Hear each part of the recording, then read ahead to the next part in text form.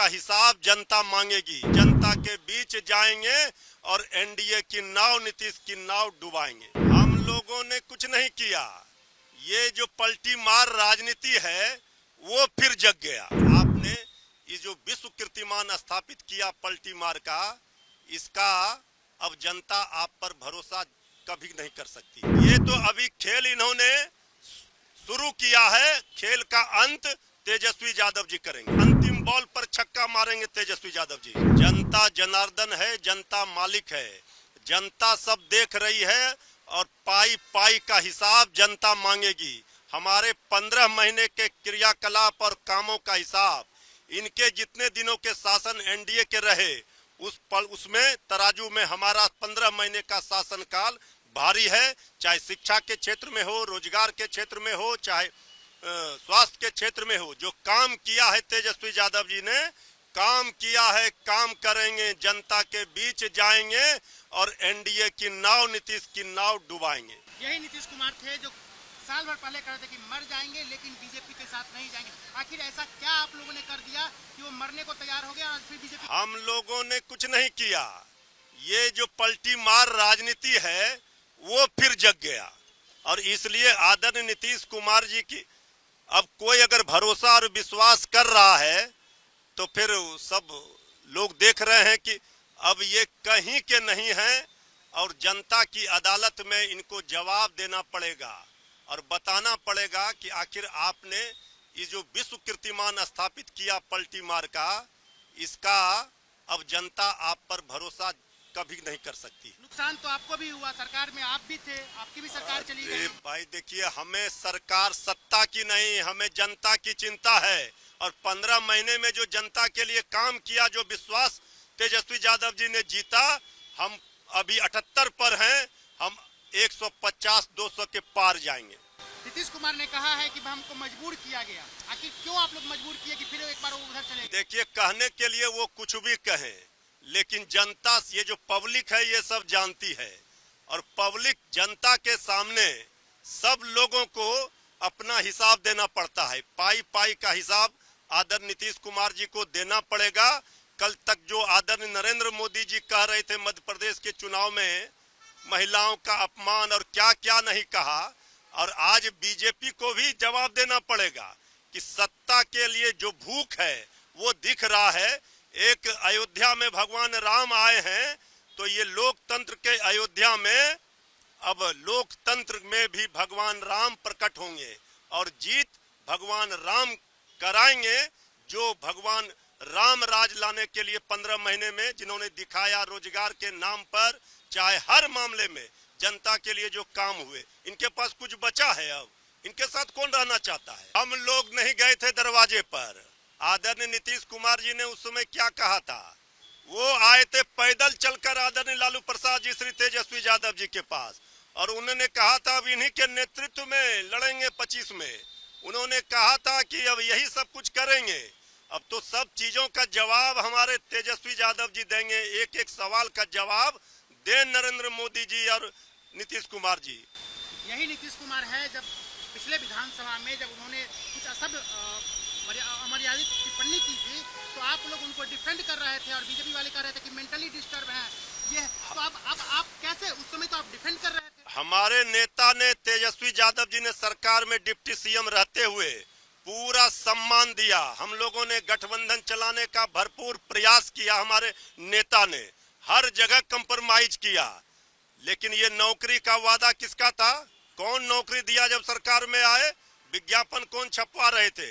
आज हम लोगों ने भी जवाब दिया है, अब जवाब इनको देना पड़ेगा। ये तो अभी खेल इन्होंने शुरू किया है, खेल का अंत तेजस्वी यादव जी करेंगे। क्या आप लोग अब भी उम्मीद लगा कर रखें कि खेला करेंगे आप लोग? अरे खेला तो राजनीति में वो खेला होगा जो न कभी किसी ने सोचा होगा। अभी आगे आगे देखिए, अंतिम बॉल पर छक्का मारेंगे तेजस्वी यादव जी। मंत्री हमारा है, विभाग हमारा है, तो हम क्रेडिट क्यों ना लें? और यही मुख्यमंत्री जी जो 2020 के चुनाव में कहते थे कहाँ से पैसा लाएगा, कहाँ से नौकरी देगा, तो हमने, आपको पता होगा कि हमारी जो सरकार बनी थी इनके नेतृत्व में, वो 9 अगस्त 2022 में बनी थी और 15 अगस्त को मुख्यमंत्री जी ने ऐलान किया था, ये किसका विजन था, ये किसकी सोच थी? तो जो मुख्यमंत्री कहता था कि यह असंभव है नौकरी देना, उसको हमने एक हफ्ते के अंदर जो है उनसे बुलवाने का काम किया, जो कहता था असंभव है। तो हम लोगों ने जिस हिसाब से विकास के काम किए, नए नए नीति लाए, टूरिज्म डिपार्टमेंट हमारे पास था, हमने टूरिज्म पॉलिसी लाया। आईटी डिपार्टमेंट राज्य कोटा में था, हम लोगों ने जो है आईटी पॉलिसी लाई। और भी कई जो पॉलिसीज़ हैं हम लोगों ने लाने का काम किया। स्पोर्ट्स पॉलिसीज़ हम लोगों ने लाने का काम किया। जो खेलेगा उसको भी नौकरी मिलेगा सरकारी, और जो पढ़ेगा उसको भी नौकरी मिलेगा। शिक्षा विभाग किसका था? राष्ट्रीय जनता दल के पास था। हमारे मंत्रियों ने लगातार जो है नौकरियां देने का काम किया। और ये 17 महीने में जो काम हुआ है, ऐतिहासिक काम हुआ है, जो आज तक पूरे देश में नहीं हुआ है। और ये भाजपा और नीतीश जी की तो सरकार 17 साल भी रहे, तो 17 साल बनाम 17 महीने जो काम हुआ, एक विभाग ने वर्ल्ड रिकॉर्ड बनाने का काम किया। एक विभाग ने एक दिन जो है 70 दिनों के अंदर जो है 2 लाख से भी ऊपर जो है हम लोगों ने नियुक्तियां पत्र वितरण करने का काम किया। ये ऐतिहासिक काम है, किसी भी राज्य में नहीं हुआ। और अब तक हम लोगों की सरकार ने लगभग जो है, जो गवर्नर ने भी जो स्पीच दिया अभी 26 जनवरी को, तो 3.5 लाख से ऊपर की बात कही उन्होंने, नौकरियां दिया। तो किसके राज्य में हुआ, किसका विजन था? तो कहीं ना कहीं से जो लोग कहते थे कि इनके लोग काम नहीं करते थे, हम लोगों ने तो इतना इनसे करवाया जिनका कोई विजन नहीं था, जो थक गए थे, थके हुए मुख्यमंत्री थे, उनको हम लोगों ने इतना काम करवाया। तो इतना काम तो हुआ ही है सारा। और आप लोग सब लोग जानते हैं कि जो भी बातें ये कह रहे हैं इनको खुद भी नहीं पता। हालांकि हम कोई व्यक्तिगत टिप्पणी नहीं करना चाहते हैं, और हम इतना अपने लोगों को आश्वस्त करते हैं कि ना हम में गुस्सा है, ना हम में नाराज़गी है। हम बड़े संयम रूप से हम लोगों ने गठबंधन धर्म का जो है पालन किया है, और उसी हिसाब से हम लोग आगे जनता के बीच अपनी बातों को रखेंगे। लेकिन एक बात स्पष्ट रूप से मैं कह देना चाहता हूँ कि अभी खेल शुरू हुई है, अभी खेल बाकी है, और मैं जो कहता हूँ वो करता हूँ। और आप लिख के ले लीजिए, जनता दल यूनाइटेड जो पार्टी है 2024 में ही खत्म हो जाएगी, ये निश्चित रूप से लिख लीजिए। और अभी तो खेल शुरू हुआ है, खेल बाकी है। अभी इन लोग जो भी करें, लेकिन मेरा स्पष्ट रूप से मानना है कि जनता हमारे साथ है और हमारा साथ देगी। और हम तो भाजपा के लोगों को भी धन्यवाद देते हैं, शुभकामनाएं देते हैं। चलो, जनता दल यूनाइटेड को अपने साथ लिया। उन्होंने कहा कि आपने मजबूर कर दिया उनको। किस चीज की मजबूरी थी ऐसी? क्या तर्क देंगे? उनके साथ के सहयोगी पूछ रहे हैं, तर्क क्या देंगे? शिक्षा व्यवस्था में सुधार जो अब तक नहीं हो पाया था, क्वालिटी ऑफ एजुकेशन, चिकित्सा में अस्पतालों को बेहतर करना, रोजगार देना, आर्थिक न्याय देना, स्वयं सहायता समूह के मानदेय को दुगुना कराना, पॉलिसीज लाना। तो इससे सोच रहे थे कि भाई ये नौजवान है, हम इतने साल से मुख्यमंत्री हैं, अब तक ये काम 17 सालों में भाजपा के साथ डबल इंजन में रह करके नहीं कर पाए, और ये डिप्टी सीएम होकर के इनकी राजद के मंत्रियों ने इतना काम कर दिया, तो ये पच नहीं रहा होगा। आपका क्या रह गया इस सरकार में जो आपने 10 लाख की वादा किया? किस किस डिपार्टमेंट में बाकी रह गया जो आपने नहीं कर पाया? लगभग हर जगह निपा दिया है। और हम आपको बता दें, पिछले 2 कैबिनेट से पब्लिक हेल्थ कैडर का फाइल इन लोगों ने रोक रखा है, जिसमें लगभग 1 लाख से भी ऊपर नियुक्तियां हैं। हम लोगों ने पास भी किया सारी चीजें, लेकिन ये लोग कैबिनेट में नहीं आने दे रहे। 2 कैबिनेट से नहीं आने दे रहे। चाहे आशा वर्कर का भी है, ये भी आने वाला है जल्दी। तो हम लोग तो देखिए काम में विश्वास रखते हैं। हम लोग तो रात भर घूम करके छापा भी मारने का काम किया है। कहीं कमी हो तो उसको दुरुस्त करने का काम किया है, ईमानदारी से काम किया, धर्म निभाया। लेकिन अभी तो खेला बाकी है। आज भले ही लोग ओथ ले लें, लेकिन कितना दिन ये लोग रहेंगे इनको कुछ नहीं। जनता के बीच में आप क्या कह कर जाएंगे? क्योंकि आपने बड़ा सही, आपने जैसा कहा कि संयम बरते, आपके तरफ से अभी तक कुछ नहीं कहा गया, सरकार गिर गई, तो अब आप क्या कहेंगे? क्योंकि लोग तो आपसे उम्मीद लगाए रखे थे। सरकार हम लोगों ने बड़े उम्मीदों के साथ बनाया था और किस उद्देश्य के साथ बनाया था वो नीतीश कुमार जी ने आपको उस समय बताने का भी काम किया।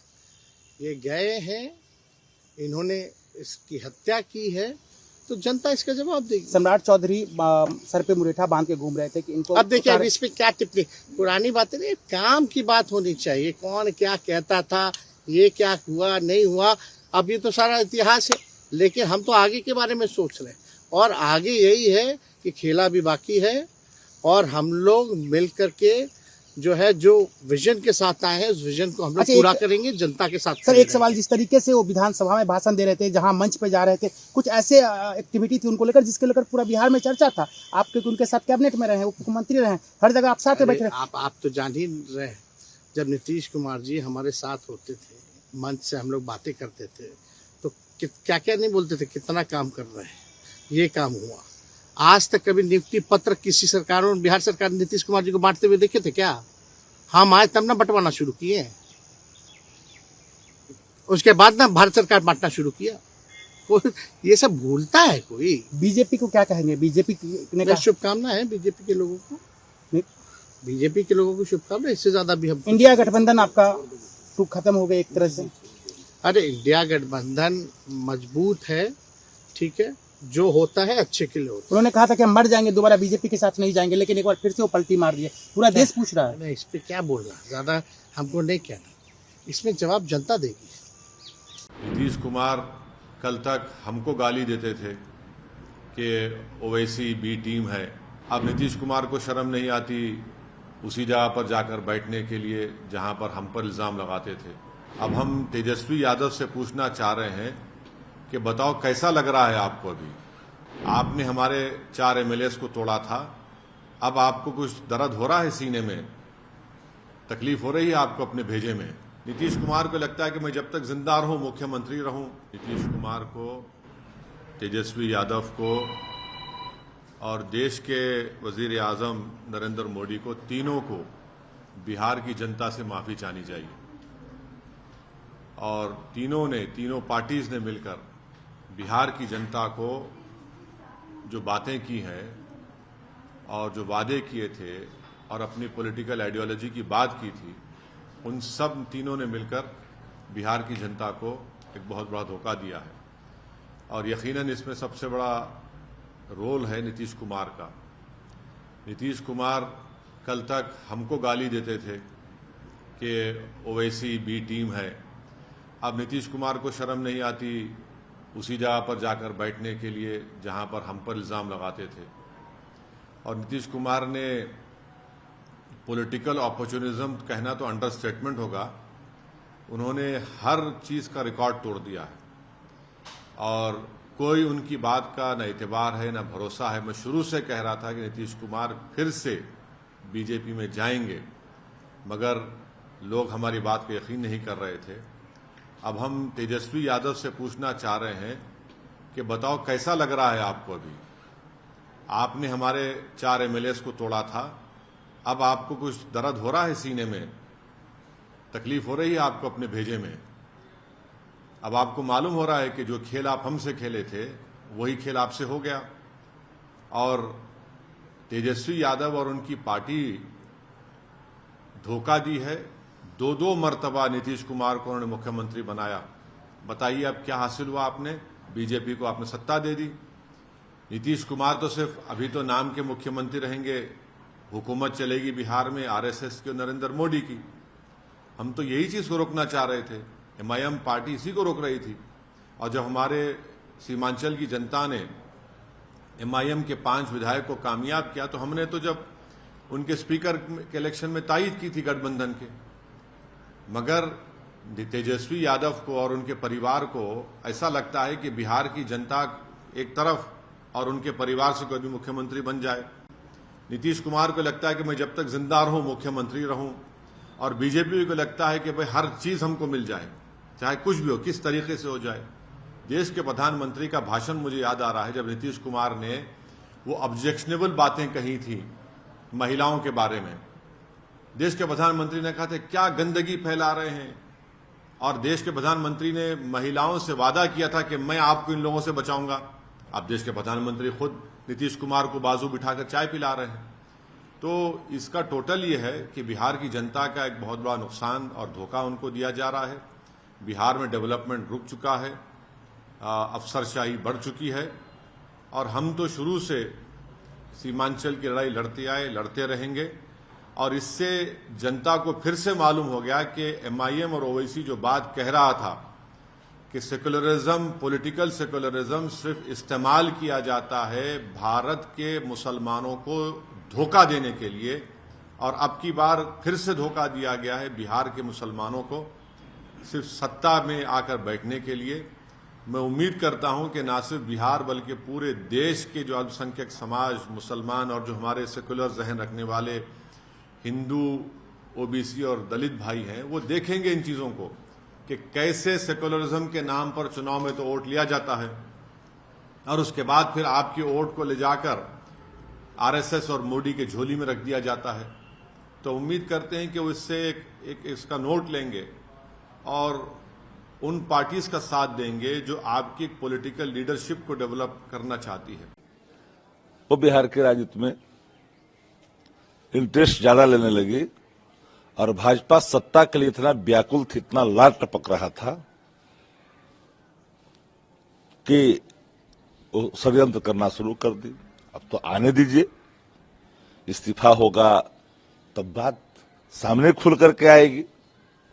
पर बिहार की जनता ने, देश के लोग देख रहे हैं और मेरा मत साफ है कि नीतीश जी जिसके प्रभाव में, जिसके कहने पर या स्वयं से, जैसे भी दोनों में अगर हुई है दोस्ती, सच में अगर आज त्याग पत्र देंगे तो स्वाभाविक है कि इन चीजों को लोग देखेगा।